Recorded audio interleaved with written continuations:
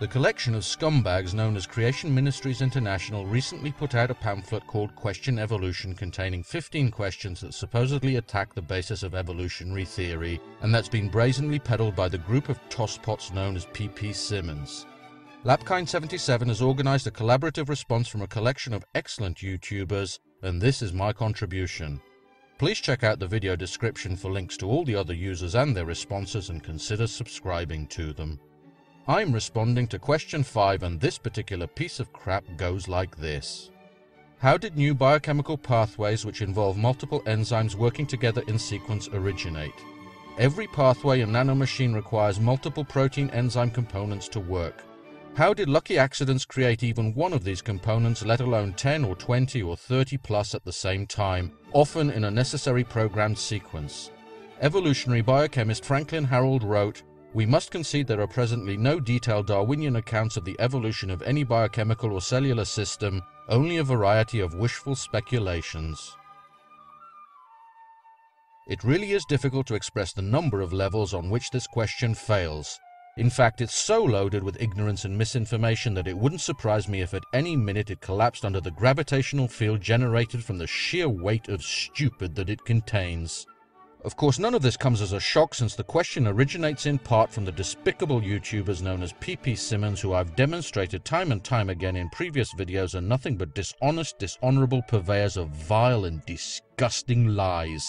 The fact that these con artists are now teamed up with the equally reptilian group known as Creation Ministries International to produce this pamphlet of extra glossy toilet paper perhaps explains its unusually intense concentration of crap.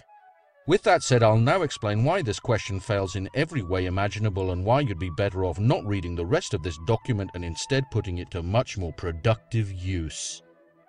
Firstly, the question itself commits the logical fallacies of the arguments from ignorance and personal disbelief. This again is no surprise, since this faulty reasoning is a favorite approach of most creationists. The fact that the questioner is unaware of how such biological pathways may have evolved says absolutely nothing about whether they did or not. It only speaks to their colossal ignorance on the subject and/or their willingness to blatantly lie about it. In fact, just the most cursory of searches in the scientific literature reveals dozens of peer-reviewed publications in exactly this field. So while creationists might consider this to be a deep and intractable mystery, it seems that the professionals who've dedicated their lives to training and working in these areas do not. Of course, in response, the creationist will predictably find an intricate biochemical pathway whose evolutionary heritage has not been fully mapped out in detail, and claim that it's impossible to believe that the said pathway arose via evolution. The creatard's incredulity at this possibility once again has no bearing on the truth content of the claim, but again this is a typical creationist tactic. Instead of attempting to generate evidence to demonstrate that such pathways cannot evolve, creationists merely assert that they cannot and expect to be taken seriously. Secondly, the implication that such metabolic pathways arose solely by lucky accidents clearly demonstrates either an Olympian level of dishonesty from the creationist, or that when it comes to evolutionary biology, he can't distinguish his gluteus maximus from his articulatio cubitae.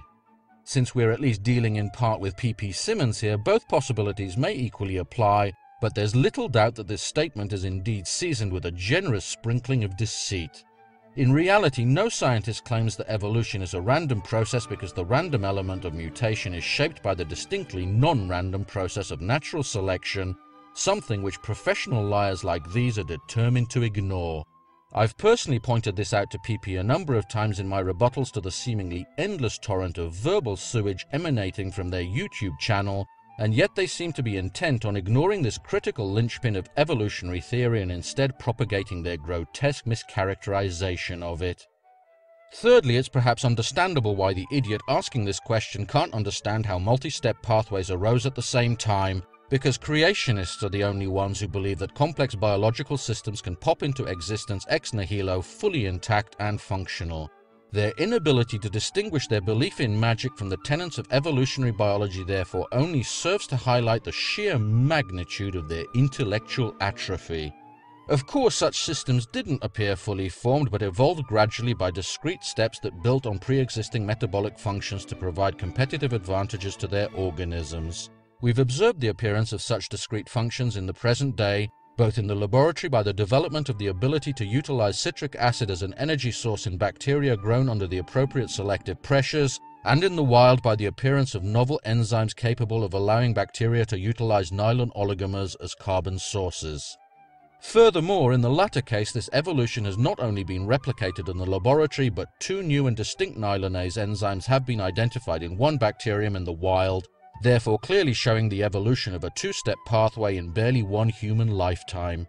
With such demonstrable and empirical evidence in hand, how big a leap is it really to imagine the evolution of more complex pathways over periods measured in billions of years? Fourthly, this argument also hints that evolution of sequential pathways is impossible because such systems are irreducibly complex. This argument completely ignores the fact that irreducible complexity is a description of the current state of a given biological system and not its evolutionary heritage. For example, consider a cell that requires two compounds, A and B, from its environment to survive. A new function arises that allows the cell to convert A to B, and since A is abundant and B is not, the cell gains a competitive advantage and the function is propagated in future generations. Imagine now that the cell loses the function to take up B. Since it can still produce B from A, the loss of function mutation is silent and may eventually become fixed in the population due to genetic drift. At this point, the metabolic pathway of A to B becomes irreducibly complex, but of course has not always been so. These concepts aren't very difficult to understand, and yet creationists absolutely refuse to recognize or acknowledge their existence, and instead insist on building their ludicrous straw men and attacking weaknesses in evolutionary theory that simply aren't there. Because at the end of the day, they're simply not interested in the truth, only in affirming their own pre-established and absolutely immovable position. Finally, if you happen to be a creationist with a genuinely open mind or someone who's undecided on the matter, I'd like you to consider the quote from Franklin Harold given at the end of this passage. While at face value it does indeed seem damning, notice that it begins with a lowercase w and yet doesn't indicate any preceding text with an ellipsis. There's a reason for that, and that's presumably because the authors of this deceptive little rag didn't want you to realize that this line from Harold's book, The Way of the Cell, is preceded by the words, "We should reject as a matter of principle the substitution of intelligent design for the dialogue of chance and necessity, but..." This putrid and foul quote mine should quite clearly demonstrate that these individuals are willing to plunge neck deep into the sewage of their own making in order to perpetuate their filthy little lies, and underscores the dishonesty and ignorance I've been pointing out throughout this video. But I don't want you to take my word for it.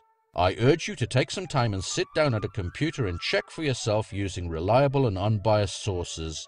If you do that with a truly open mind, you'll very quickly discover that your God is a lot more impressive than the petty conjurer being peddled by these charlatans who are lying to you in order to propagate their archaic and demonstrably ludicrous beliefs, while quite possibly picking your pockets into the bargain.